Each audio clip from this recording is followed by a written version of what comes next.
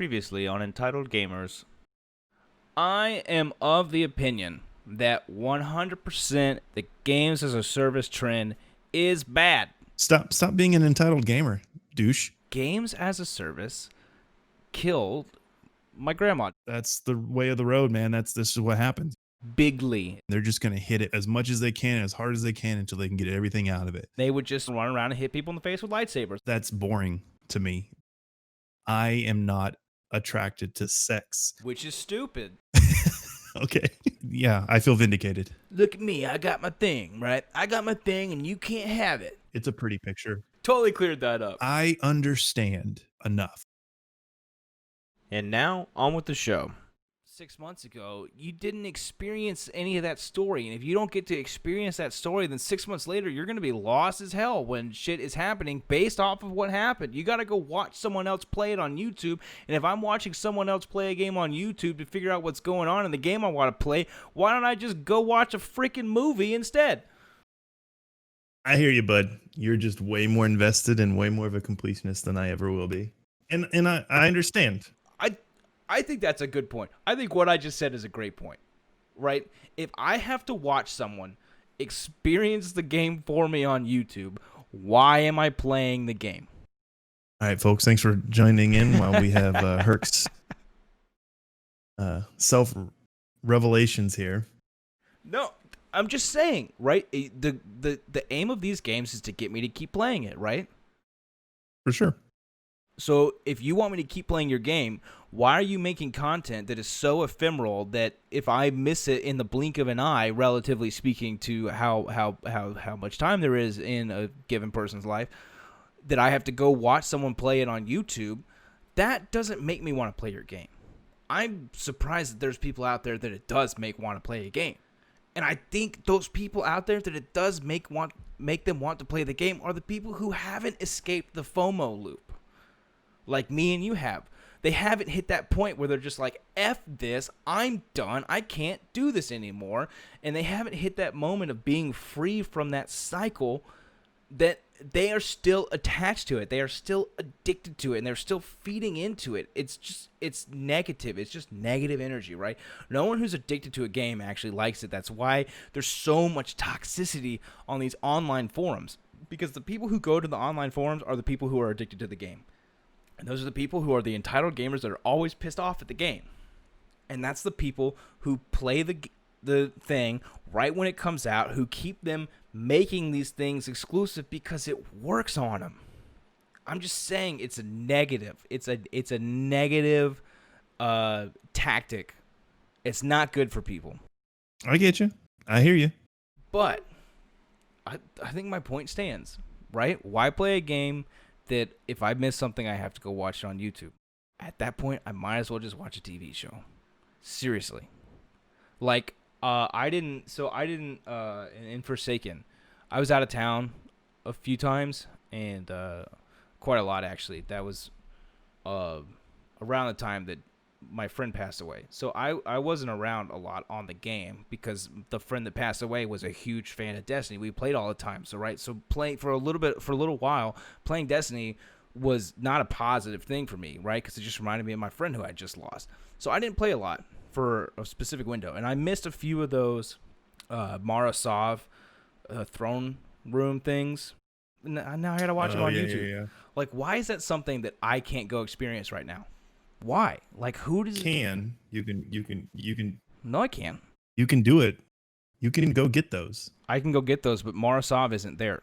When you go into the throne room, it's empty. She's not there. She's not saying anything. She's gone. So, like, literally, the way it was experienced when it was first out, you cannot experience it that way anymore. It's not like the Drifter missions where you just do them and whenever you do them, it's the way like that. That's how it should have worked. The Drifter missions. It's not like that. If you go there right now, she's not there. She's gone. She's off doing, shacks or whatever. I don't think she was there for all of them. She was there. No, she was. If you did them early enough, she was there for all of them. It's just that at some point she left to go do Queen stuff, and so she wasn't there anymore. Because live game, dude, I just think it's stupid, right? You don't evolve your world through the story, right? We're not brain dead, okay? We understand that even though Cade's dead, Cade's died in the story. I'm talking to him in the tower. Like, I understand that narratively he's dead. I don't need to have my hand held through this, and I don't need to be missing stuff because you're trying to hold my hand through story evolutions. I get it. And honestly, that was the good part about gaming the way that it was, because sequels enabled you to make those huge changes that they want to make. So all this stuff that people are missing out on in the game that's going away after a period of time because they want to make some big narrative change, this is a problem of games as a service because they don't have a sequel. They're living so long that they want to make an interesting change, so they have to remove something that some people might not have experienced yet. Literally, by the time Destiny went free to play, the Marasov stuff, you couldn't experience any of that stuff. It was already gone. So you're just now picking up the game, and you've already missed all that stuff. That's a huge deterrent. At least for me, it is. Well, I don't know what to say to you, brother. Sucks to be you. I just kind of ranted for like 20 minutes. You did. I let you have your space though. That's my FOMO rant, right? I hate it. Clearly, I hate it. Get it out of games. Just get it the frick out. There's no reason for it. I get that they want to have people playing. There's better ways to do it. Look, from a predatorial standpoint, it doesn't need to be there 100%. But naturally, through the course of a game, especially in today's games as a service, there's going to be things that people aren't going to be around for, and they'll be upset because they miss it. Now, and like I said, from a predatorial standpoint, if a game capitalizes on that and that's their primary focus, then yes, that's a shit move. That's a dirtbag situation there. But look, if you're going to have a decade-long running game, there's going to be times where you can't play it. And when you can't play it, there's going to be things that you're going to miss out on. It's that simple. Now, should the game put it back in later? Yes. That's a case-by-case situation. Okay, that's a case-by-case situation. But you had your 20 minutes. Shut the hell up. So the other issue in the very beginning of this episode, I talked about problems with having a long-running game is you tend to have some issues. Another one is bloat.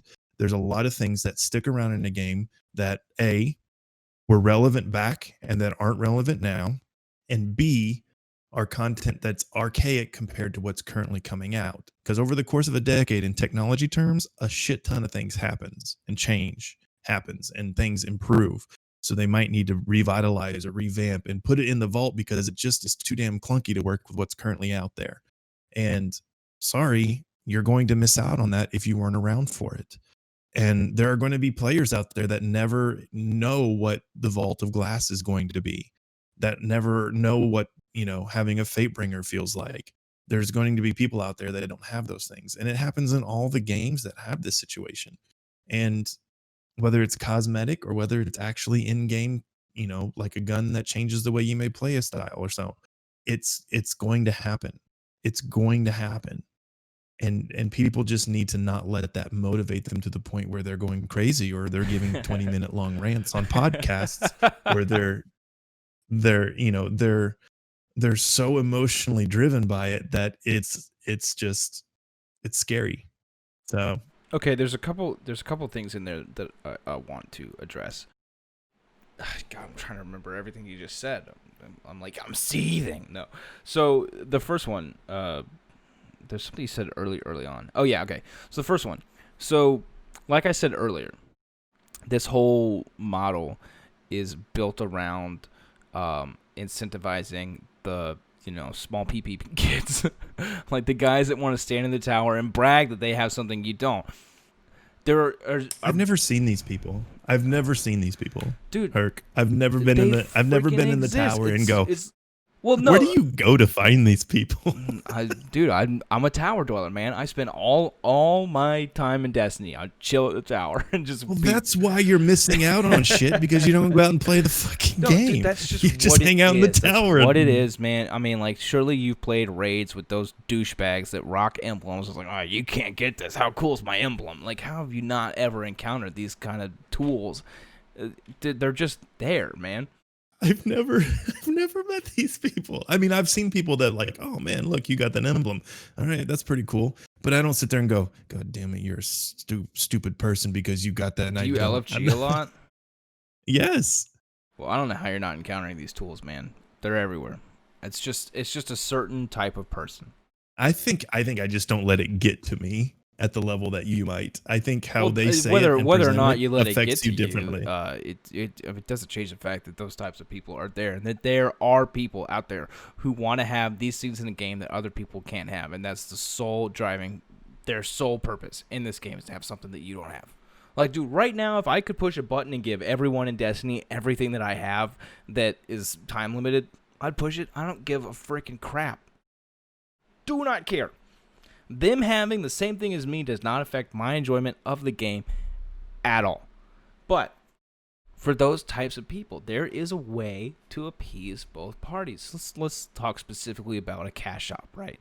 So you've got a cash shop that's got time-limited cosmetics in it, right? So people can pay for the cosmetics, or they can, play the game a bunch and earn rank up packages. But you want there to be a sense of exclusivity to the things you can buy in the cash shop, because otherwise, if there's no exclusivity, no one's going to buy it. Why? Because they want the exclusive shit. They want to freaking look cool. They want the John Wick skin in Fortnite. You see what I'm saying? That's just what it is. That's why people buy this shit in the first place. Because they want it, because it's unique and they look cool. So you have the types of people that will run out and buy all that stuff just to have it because no one else does. So the way to appease both parties, to make it to where there's a sense of exclusivity, but it's always earnable for the people who want to be a completionist but don't want to shell out $500 a season, is when you release your seasonal gear to your cash shop, make it limited to that season. So if you want it that season, if you want to have it before everyone else and wear it and look cool before everyone else does and feel like you're, a special little shining star, you're the rainbow fish, buy it that season and rock it, But after that season, those items go into the basic, gameplay progression loot pool of the cash shop to be earned through gameplay. So you've got a season, even 2 seasons, where that item is exclusive to the people who bought it. But then after that, it's recycled into the loot pool where people who don't have the discretionary funds to shell out a boatload of cash for these things but still want them can earn them by playing the game. That's the way to fix that. Now, the other thing she said, one thing you talked about was technology. And I think that's a kind of a big thing to look at when you're talking about games that live forever. So if a game is living for 10 years, you're right, technology can jump a long way in 10 years. But as is the case with Destiny, I feel like we're on a really old and a really inefficient engine with not the strongest code base, and they're going to keep going with this game. We're not going to see major engine overhauls.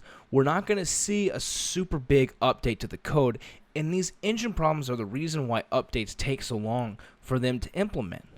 And that is a problem that should have been fixed when we went to Destiny 1, from Destiny 1 to Destiny 2, because I remember when they were making that leap, everyone was like, why? Just keep expanding Destiny. And they're like, no, we're making Destiny 2 because the engine sucks and this one's going to be much better. We're going to be able to do updates faster. Now, 3 years later, they're not doing updates faster. They're like, well, this engine sucks, so we need a new one. I was like, well, isn't this the whole point of Destiny 2? Anyway, I digress. You get locked into certain technological items, methods, engines, codes, whatever, that you use to build the game that may not be great for it years later. And I think I've like Final Fantasy 14. That's the big like games as a service Final Fantasy, right? 14 or 15, yeah. Whichever one it is. I think I've heard it's been around forever, and they have actually done like full blown engine updates to the game during its lifespan. But that's not happening to Destiny, and I can't think of another service game that it is happening to. What were we about to say? That Final Fantasy game on PC only? No, I'm pretty sure it started on Xbox 360, and like so it moved through the next gen of consoles.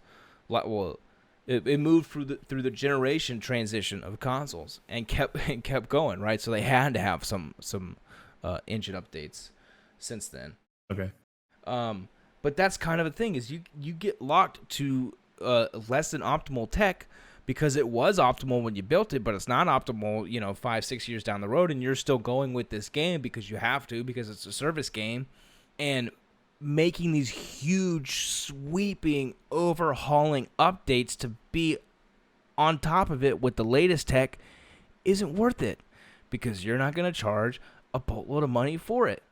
It's gonna be an update, and everyone gets it for free because they already paid for access to play the game. So you don't see it get done. I mean, like, that would be the ideal. That's the selling point, right? This game lives forever. We're gonna update the engine. It's just gonna keep keeping up with the tech, but it doesn't happen because they don't see it as a priority, because it's not gonna make them money to do all that work. You can talk now. No, it's good. It's good. I don't think there's anything that I could say to change your mind. Yeah, I'm freaking Steven Crowder right now, sitting smugly behind a table with a change my mind sign. But that's the thing, is like, number one, I'm not going to change your or anybody else's mind. And number two, I feel like I'm in a pretty comfortable place with how I'm playing the game. I mean, yeah, you've transitioned into being a casual gamer, which there's nothing wrong with that. I think more I don't people know if I would say I'm a casual gamer. It's just like, I'm not prioritizing the things that they want me to prioritize in an effort to feel like fear of missing out is something that's a big driving factor for me. So, like, currently right now, I am chasing a lot of the stuff that's going to be going into the vault because I want to. Because in my opinion, I feel like I've invested enough into this game that I feel personally I would want those things as a personal badge of honor. I'm not going to go on LFG and flaunt them.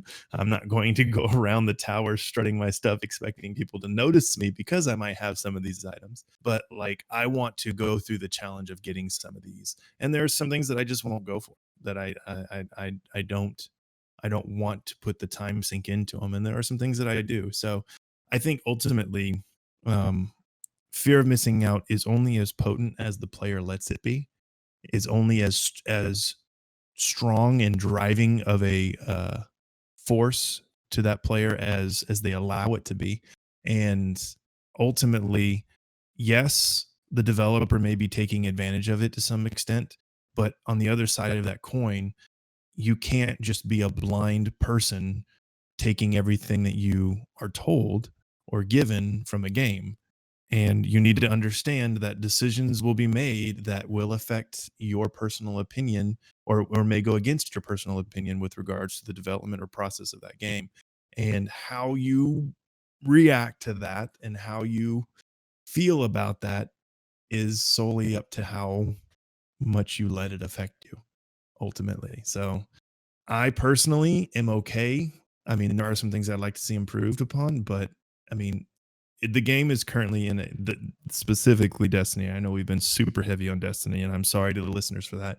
Well, what we're talking about with Destiny is applicable to other games who do this stuff. It's the most accessible for me. It's the most accessible for you because that's what we play, to talk about these concepts. But these concepts aren't unique concepts to Destiny. So, I mean, yeah, we're talking about Destiny, but in a very broad sense. So, as I was saying, this is specifically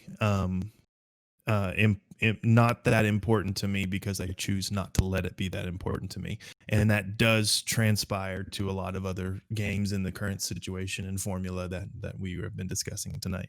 Okay, but let me ask you this. That stuff you're doing that's going into the content vault, would you be screwing with it at all if it wasn't going into the content vault?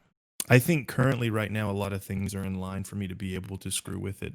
Number one, we're in the summer season, so I have a lot more free time to kind of sit down and take care of stuff. Number two, I'm a stay-at-home dad that has a mom that my kid's mom is is a work from home mom, so we can kind of juggle the kids so I can get more time to play. I'm in a unique situation where I'm not super pressured, and you're right, that may not be the situation for others, but I'm in a situation where I can play the game at a level that I feel I can accomplish the things that I wish to accomplish.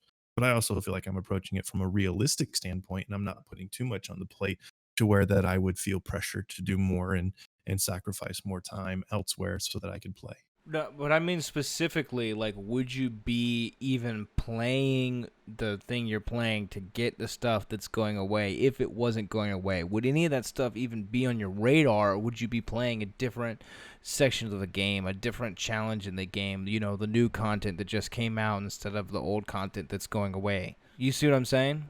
I see what you're saying, but I don't think you're seeing what I'm saying. Contextually, I can play, so therefore I am. If I wasn't able to play, then I wouldn't be chasing it. But that's not what I'm So saying. no, you're trying to put me in a mold. I'm No, not I'm going not. into a mold. You want me to answer the question. I'm answering the question. I'm answering the question as honestly as I can. If I wasn't in a position to play as much as I am right now, I would not be motivated to go for the things that I want to go for. And I'm choosing to go for these things because I like the challenge and with it. For instance, I want to do all of the dungeons solo and flawless. I want to do that. Some of them aren't even worth any of the whatever the triumph score that is in there, but I want to do that because it's something that I feel as a strong Destiny player I want to experience, and I want to, it's like a badge of honor that I want to bestow upon myself. So, and the reason that I'm chasing that, you're right, because, and to be honest, to answer your question specifically, those items aren't going into the vault, but there are some things that I think I want to clean up in order to get them out of the way before they do go into the vault. And if I don't do it, it's not the end of the world. I'm not as pressured to get things done as some other people feel they are. So I don't know if that answers the question you'd like me to answer or the way that you'd like me to answer it. Sort of. I mean, it's But not really about whether or not you play the game and whether or not the FOMO is motivating you to play the game in the first place. It's about whether or not the FOMO is motivating what you do when you play the game. I have done everything that I can do. I'm at the current highest power level. I'm at the current highest. I have all this stuff I need. So I am finding other reasons to play the game. Right, so then the logical step from there is to go back and play the old content. But, like, let's say you didn't have a lot of time this season. You didn't have, you had more parental duties, or you had a bunch of work stuff you had to do. And so you didn't have the time to do anything other than hit the current level cap this season. But the next season, all that stuff goes away. But you didn't finish all that stuff. And the next season is the season that you're in the position you're in right now. And you have a lot more time to play the game, so you hit the level cap really early, and you've got all this free time to do, but all the old stuff is gone. You've got nothing to do, because it's just the new stuff that you've already breezed through. Then I'd go play a different game. But that's not what they want. So the whole ephemeral content doesn't work in the first place. That's the thing, Herc. I'm not letting them control me. I'm not letting them dictate how I should play. Nor am I. I'm just saying, like, if that stuff didn't go away, you would play their game more. The seasons where you have the time to. If that stuff wasn't gone. Because one season, you don't have a lot of time to play, so you miss out on a bunch of stuff. The next season, you do have a ton of time to play, so you blow through the season, and then you get off and you go play another game. But if that stuff from last season that you didn't have the time to play was still there, you would go do all of that stuff. That was kind of what made the old Destiny model great, especially in year 2, because you had Forsaken, then you had all their DLC, their seasons, season 5, 6, 7, and 8, right? That's what they were. 5, 6, and 7. Black Armory, Drifter, and Opulence. So you had those 3 seasons. Well, let's say, Black Armory is not really doing it for me right now. I'm gonna go play Call of Duty, whatever, But once you come back, you're like, okay, well, Season of Opulence looks really cool. So you've missed Black Armory, you've missed Drifter, and you come back for Opulence. I'm just going to start using numbers for people who don't play Destiny. So you miss Season 5, you miss Season 6, you come back for Season 7. Well, the Season 5 and 6 stuff hasn't gone away. You can blow through Season 7, do everything there is to do, and then come back and go and do Season 5 and 6. So you take some time off from the game, which is healthy. Everyone needs to take time off from a game. You can't play a game all day, every day, for years. It's going to wear on you. You're going to get burnt out. But the best part about the way it used to be was that taking time off meant you came back to a backlog of content. So when you were happy and excited with the game again, you had a bunch of stuff you can do. That's not going to be the case anymore. When the stuff goes away, you're going to blow through all the current stuff, and then when there's nothing else to do, you're going to go away. So the model doesn't even work, at least in the removing content sense. I don't know what you want me to say, brother. There's not much you can say to that, right? If removing the stuff is not keeping you playing the game, what is, right? Because you we are all at the mercy of our real life obligations. And there's a tendency, especially with the way games are going now, with all the stuff, being time exclusive, there's a tendency to say, to like when you get out of it, it's like, well, if you miss it, that's life. Well, that's life implies that that's reality. And the whole point of video games is to escape reality for 5 fucking seconds and go somewhere where the rules of reality don't apply. And you're not some dude that has to put gas in his car every week. You're a space soldier.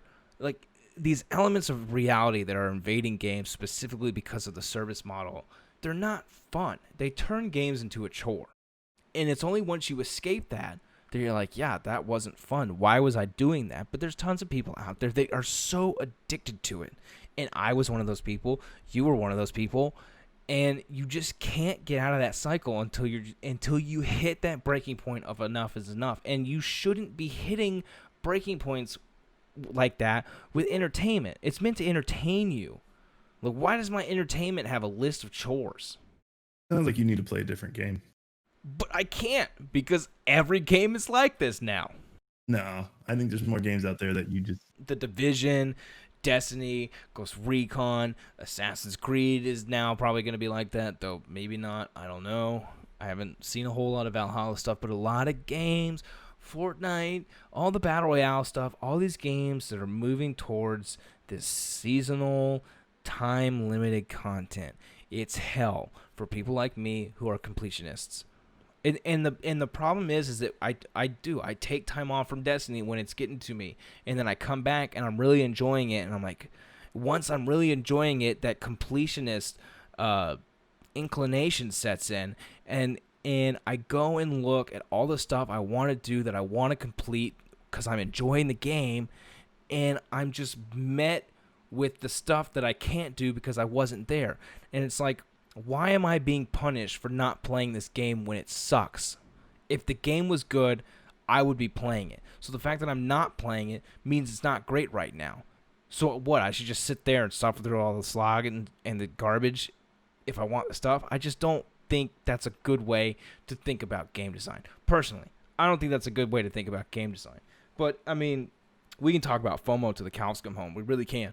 I think you're just going to come in contact with that regardless, just because of how long a game lasts. It's just the longevity of a game is going to have that happen. Right, and I just, that's why I think that games as a service is not good. It is not a good thing that happened because of stuff like that. It's extending games to the point that they're so long that they have to find ways to keep players engaged, and the best way to keep players engaged is to get them addicted to your gameplay loop and then make stuff limited time events. The most egregious one was that the Almighty event, or any live event in games. It's be here at this time to watch this thing, or you gotta watch it on YouTube. It's literally a 2-hour window of time. Well, okay, it was at like noon for me, but noon for me is 2 in the morning in Australia. So these people gotta get up at 2 in the morning and sit in the game for 2 hours to watch this live event if they want to see it. It's just dumb. It's just dumb. But beyond FOMO, there are more detriments to games as a service. I think you nailed it. No. There are more detriments to games as a service. I've been complaining about FOMO so much that my brain's like so hard on that. I can't remember the other things I wanted to talk about. What was? I mean, FOMO is a big one, but there was other stuff. Oh, yes. Okay. Let me redo that. There are more problems with games as a service. Specifically, seasonal games. Games like the way Destiny has been this past year, where you get an event, you get a little thing to play for the season, and once the season's over, it's gone. The biggest problem with that, in my opinion, is that it promotes ephemeral game design, right? Why should they put a ton of effort into this game? And why should they put a ton of effort in designing this really complex, really rich storyline and this really unique event if it's just going to be deleted in 3 months? It promotes making content that is disposable. And disposable content is not engaging. That's why Destiny has not been in a super great place this year, because the content is disposable and therefore it's not engaging. You getting tired on me? I'm just giving you your space, man. I'm going, man, but I need to. We're co-hosts. You gotta converse with me. You can't let me. You can't let me run the show.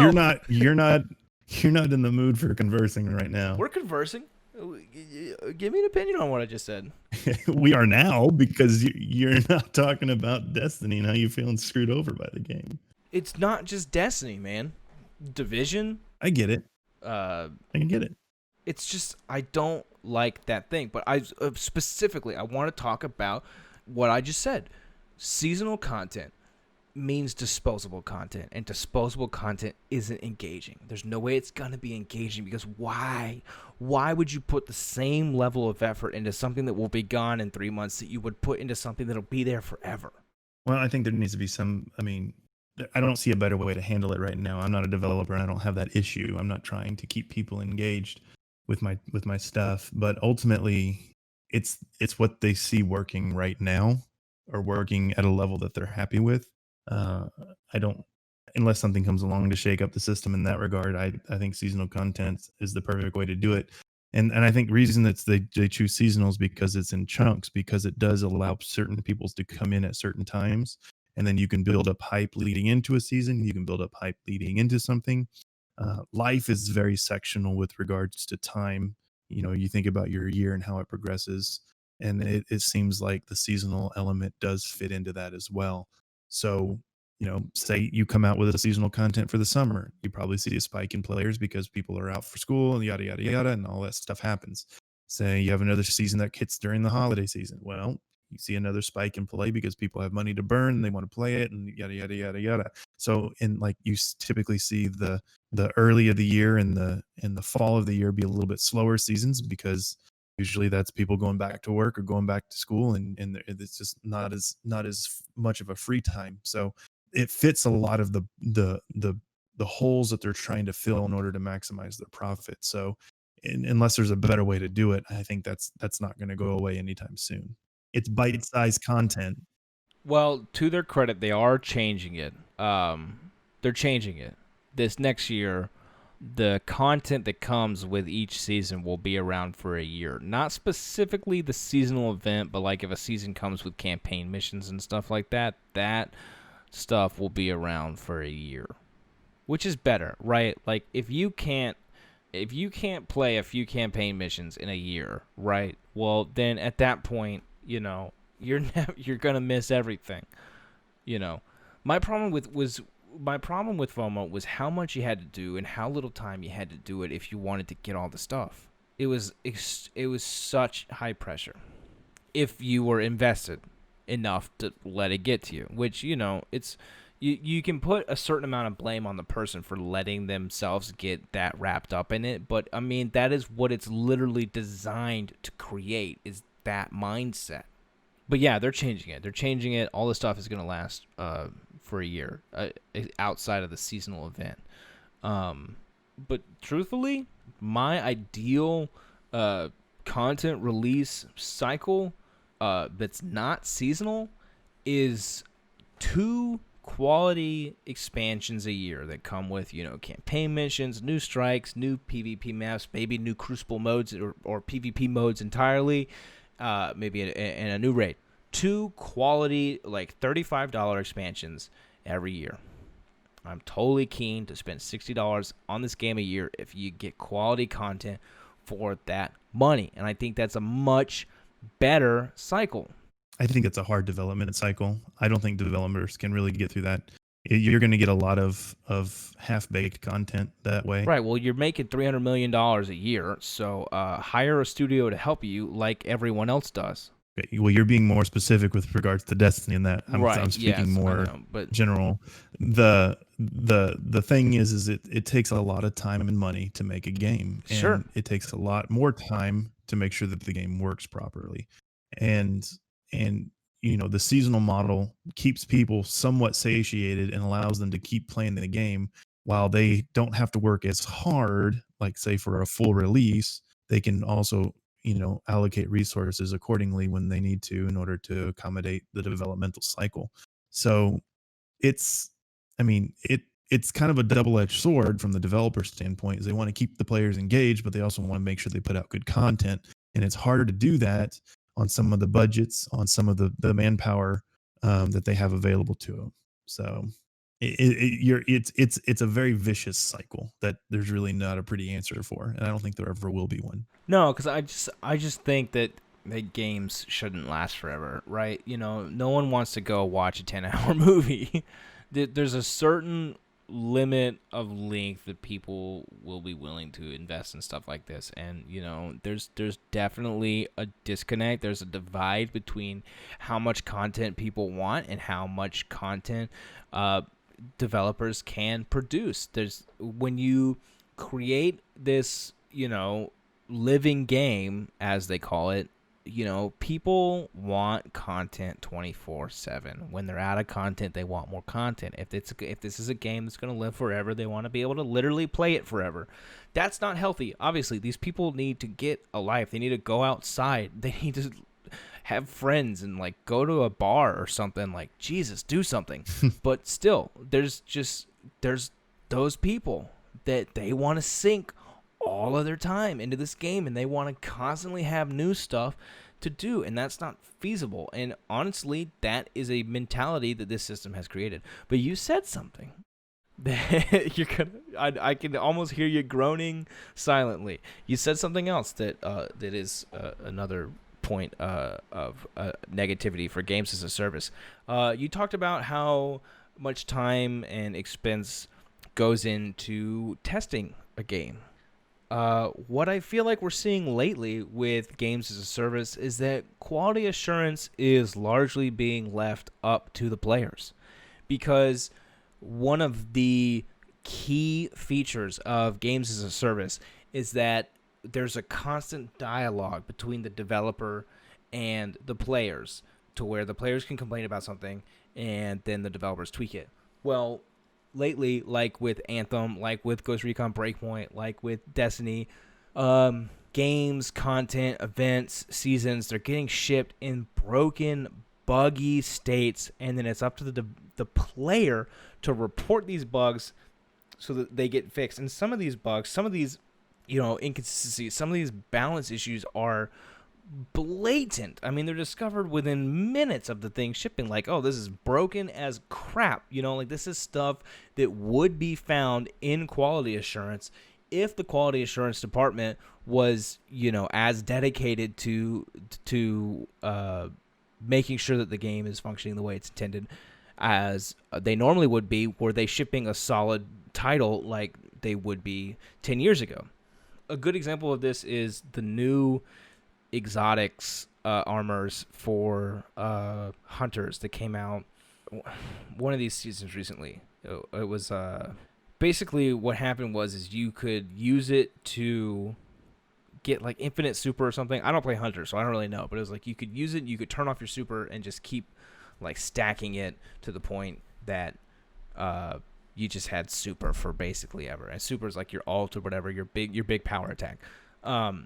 This was so broken that they literally disabled the item, the new item for this class, for this season. They literally disabled it. It was that broken. How? This is the only new item they made for hunters that season. So if they're testing the game before they ship it, how does this not get discovered? And I mean, obviously this is anecdotal. This is one thing. Maybe it slipped through the cracks, but this is happening all over the place. There's very big bugs. There's very big balance issues that are coming out in these games that are shipping content constantly, because I just feel like quality assurance is now up to the player. They're relying on that dialogue with players to notify them of bugs rather than paying people to find the bugs before they ship it. Obviously, that's conjecture, and Herc could be totally full of shit, but that is what it feels like. For sure. And I agree with you to a point. It's just there's a lot of things wrong with this current system, and there's nothing that's going to answer everything 100%. No, but that's my job, is to complain about it. And sir, you are exemplary at that. There's actually one more thing I want to complain about, if you can believe it. I am astounded. I mean, you're right. Obviously, all this stuff that I'm bitching about, I don't have solid ideas for how to fix it. Except for some of them, I do. Like, I feel like my expansion system would work. Like you said, it's a lot of workload. There's obviously balance between player expectation and developer ability that needs to occur. But I feel like what we're doing is just calling attention to all the stuff we don't like, all the because we're talking about this topic. So the last thing, and this is a big one. This is a big one that has happened provably with several games that are part of this games as a service thing. The game is developed, the game is built, the game is finished, and then content from that finished game is removed to be resold as DLC. This happened with Destiny. It happened with Anthem. It happened with brain fart. Breakpoint. This happens a lot. I'm sure it happens with a lot of games that we don't know about too. Oh, I'm sure. Yeah, this happens a lot. So, right, and here's why Herc, in his infinite complanatory wisdom, thinks this happens. You have a game that you're about to ship as a service game. So this game needs to have a long content cycle. So, what's the easiest way to make an extra buck? Cut some shit out, call it a DLC, boom. So you have this thing where like the base game that you're buying isn't complete without the DLC. You know, when DLC was first becoming a thing, and we talked about this a little bit on our first episode. When DLC was first becoming a thing, it was true expansions. Like the best one I can think of is you had Dead Space 2, right? And then the Dead Space expansion was a little 2-level campaign where you played as a different character doing something that was occurring during the main game. So you don't need that at all to get the story from the main game. It's just supplementary. Well, now we've kind of gotten to a point with DLC where the DLC isn't supplementary, it's necessary. So the base game isn't really complete without it.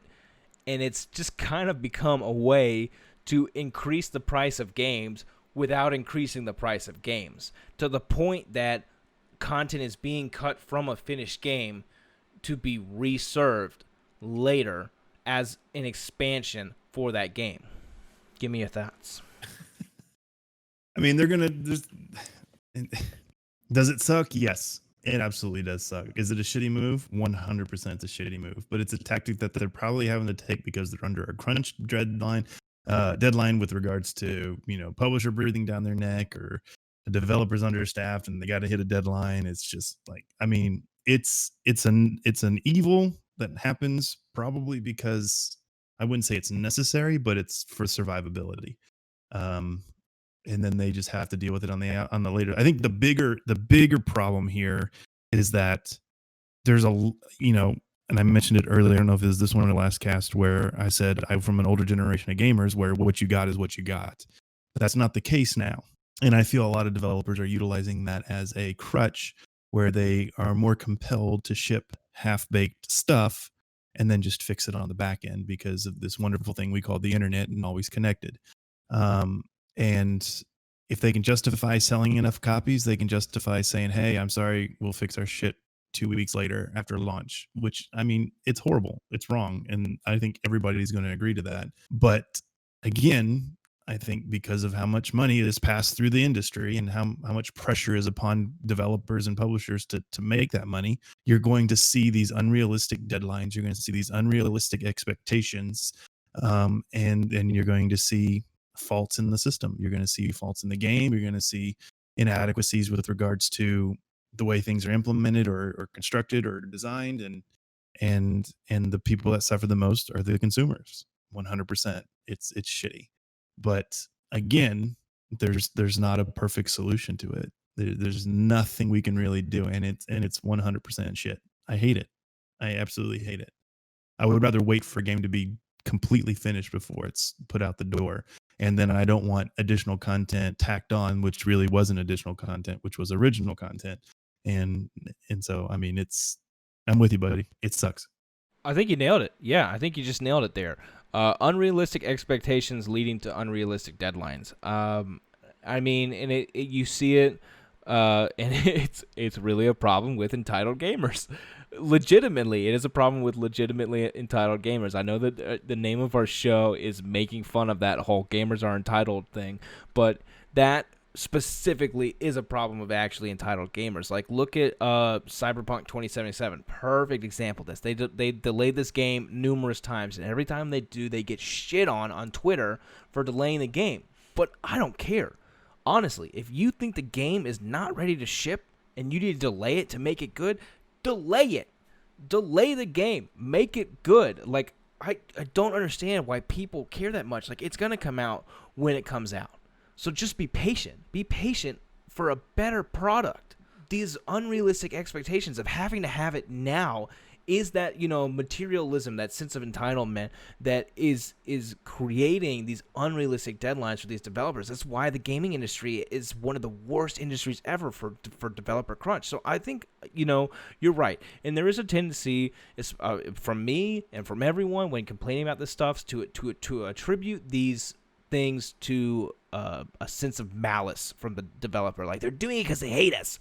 That's not the case. It's rarely the case. I mean, EA exists, so sometimes it's the case, but it's not always the case. There's tons of factors that go into this that create these environments where this stuff is happening. So maybe before we complain about the developers, we should complain about ourselves. I don't know if you're able to do that. I don't know if you can physically complain about yourself. Oh, dude, I can complain. I can complain about anything. I think that's it. That's all I have to say about games as a service. Holy shit. You sure? For sure. As Katsumoto says in The Last Samurai, that was a very good conversation. Hey everyone, what's up? Herc here. Just wanted to say, now that my mind is in a calmer place than it was in this episode, we noticed that there were some audio issues on Shiz's end of things. There was something going on as his audio kept crackling. We don't know what it was. We have tested and have fixed the problem. It will not be a thing again, but unfortunately we can't re-record this audio. It just kind of is what it is at this point. So we apologize for that, but you can look forward to not having that again. So that's great. Anyway, see you guys next week.